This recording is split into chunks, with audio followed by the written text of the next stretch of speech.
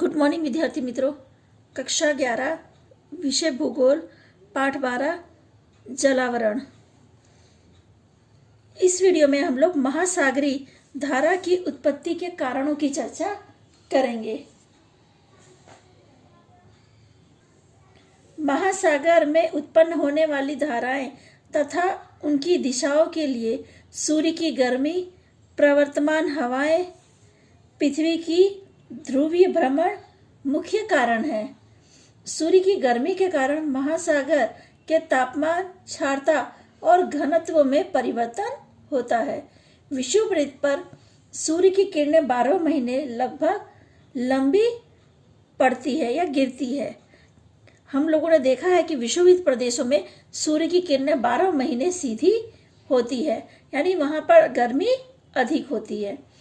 इससे ध्रुवीय क्षेत्रों की अपेक्षा विषुववृत्त क्षेत्रों के पानी गर्म होते हैं, यानी जो समुद्र का पानी है वो हम गर्म देख सकते हैं।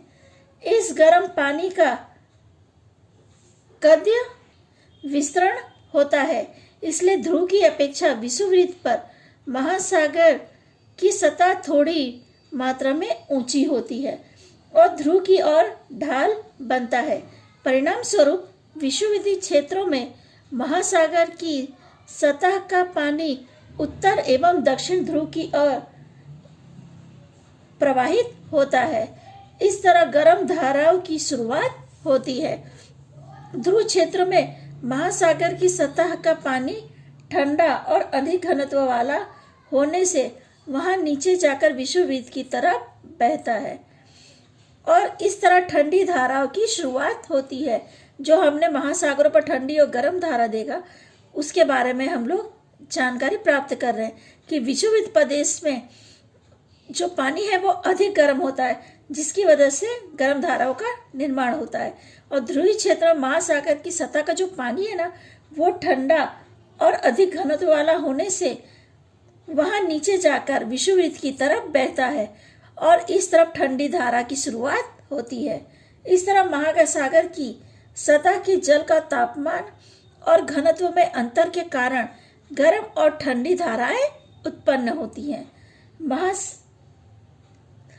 धाराओं के महासागर के ऊपर से चलने वाली स्थायी हवाएं गतिमान करती हैं।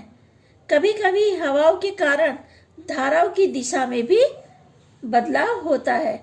सामान्य रूप से गर्म धाराएं विषुववृत्त से ध्रुव क्षेत्र की ओर और ठंडी धाराएं ध्रुव से विषुववृत्त क्षेत्र की ओर प्रवाहित होती है, यानी एक दूसरे के विरुद्ध में ये धाराएं प्रवाहित होती हैं। अगला टॉपिक है हमारा मुख्य महासागरीय धाराएं। प्रत्येक महासागर में ठंडी और गर्म धाराएं प्रवाहित होती हैं।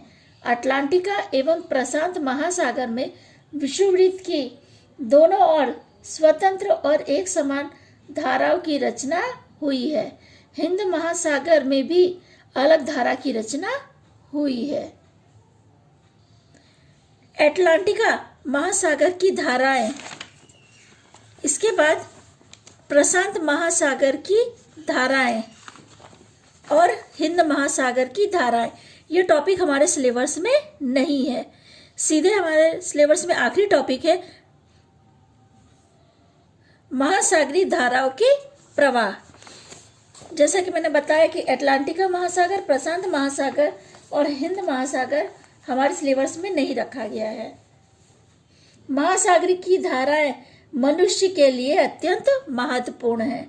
गर्म धाराएं उष्ण कटिबंध की गर्मी उत्तर और दक्षिण में दूर तक ले जाती है, जबकि ठंडी धाराएं ध्रुव क्षेत्र की ठंडी विषुववृत्त की ओर ले जाती हैं।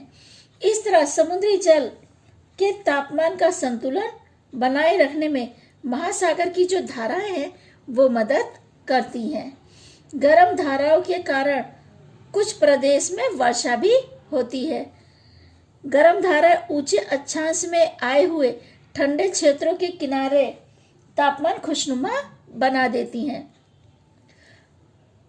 खाड़ी की गर्म धाराओं के कारण ठंडी की ऋतु में भी पश्चिमी यूरोप के बंदरगाह कार्यरत रहते हैं। जहाँ गर्म और ठंडी धाराएं मिलती है वहाँ मत्स्य प्रवृत्ति का अत्यंत महत्वपूर्ण क्षेत्रों का विकास हुआ है। इस तरह महासागरीय धारा मनुष्य के लिए उपयोगी है। ये जो धारा है वो मत्स्य पालन करने वालों के लिए काफ़ी उपयोगी साबित होती हैं, जिसकी वजह से ये धाराएं मनुष्य के लिए ज़्यादा उपयोगी बनती है। ठीक है बेटा, इसी के साथ हमारा 12वां पाठ पूरा होता है।